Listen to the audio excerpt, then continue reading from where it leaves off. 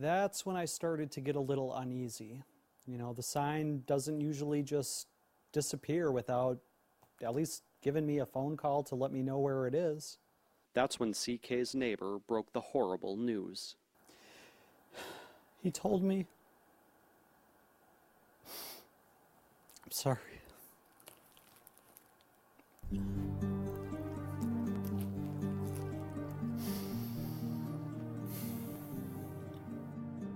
He told me he saw the whole thing. A large truck pulled up, the City of Stevens Point seal on the door of the truck. A man wearing a reflective vest jumped out.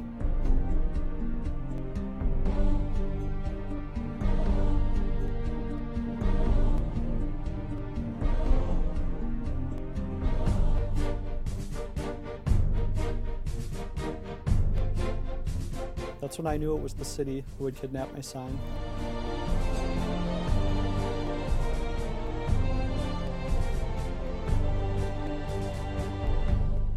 I was so scared.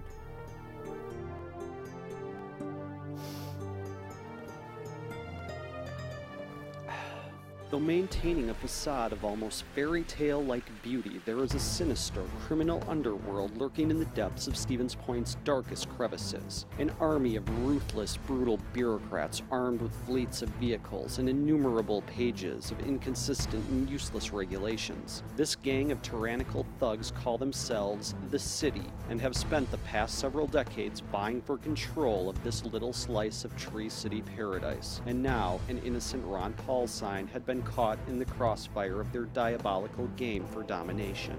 That sign never did anything to anyone. It just stood there quietly, not bothering a soul. CK would do everything within his means to recover his kidnapped sign from the clutches of the bureaucratic overlords. The hunt was on, and after days of investigating, CK uncovered some disturbing things. I was shocked to learn that it's not part of my yard at all, but that the city gangsters claim it as their turf. We're forced to maintain it, but yet we're not allowed to put a sign there. But there are signs in this area. Real estate signs, rummage sale signs, traffic signs, and many others. But those signs are exempted from the Uniform Sign Code. The sign code has nothing to do with public safety and everything to do with the subjective aesthetic tastes of the overlords.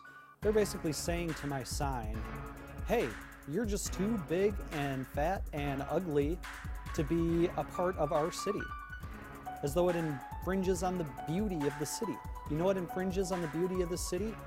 Half the population. It's a good thing we don't have a uniform people code. An arbitrary rule imposed on the people by their oppressors, giving the gangsters the justification they need to seize whatever signs they feel to be unacceptable. Yet on day 4, a breakthrough. CK tracks the whereabouts of the missing Ron Paul sign to a particularly vicious terrorist organization calling themselves the Streets Department. Now time was of the essence. Each moment that ticked by brought the sign closer to imminent destruction.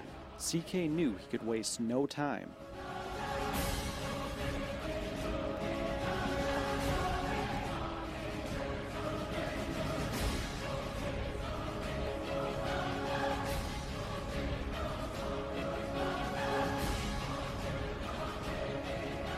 In a daring rescue reminiscent of Jessica Lynch, CK stormed the Street Department's terrorist training camp and extracted his beloved sign.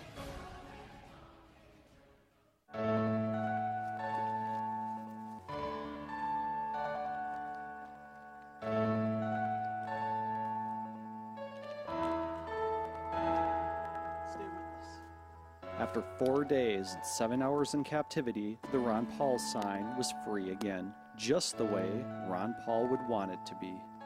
You know, it's just so good to have the sign home again. It was a traumatic experience for both of us, but together, we're going to get through, and we're going to be just fine. This is where it belongs, right here in the yard, teaching people something about Ron Paul.